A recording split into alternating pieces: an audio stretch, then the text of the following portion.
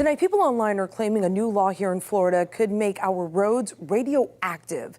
So a verified viewer emailed us to ask if a new law actually allows for radioactive waste to be used to pave roads. So let's verify. Our sources are the law itself, the Environmental Protection Agency, and the Center for Biological Diversity. Last month, Governor DeSantis signed HB 1191 into law. The legislation changes the allowable ingredients state leaders can study to determine if they can be used to pave roads, including a recyclable material called phosphogypsum.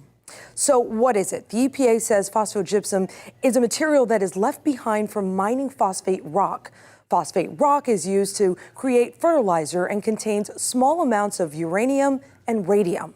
When it's processed to make fertilizer, phosphorus is removed and the waste left behind is phosphogypsum. Since the wastes become more concentrated in the process, phosphogypsum is more radioactive than the original phosphate rock.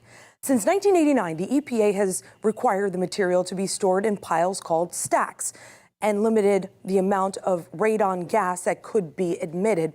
Piney Point was one of those places.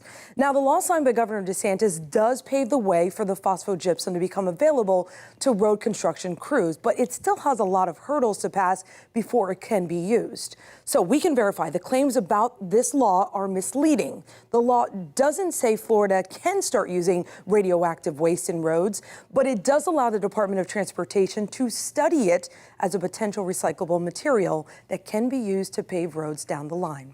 The DOT has until April 1st of next year to study the material and present its findings.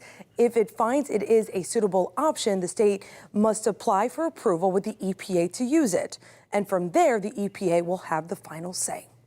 We should mention it's not the first time there's been talk about using phosphogypsum to pave roads. You can read about the other cases and the EPA's decision right now on 10tampabay.com.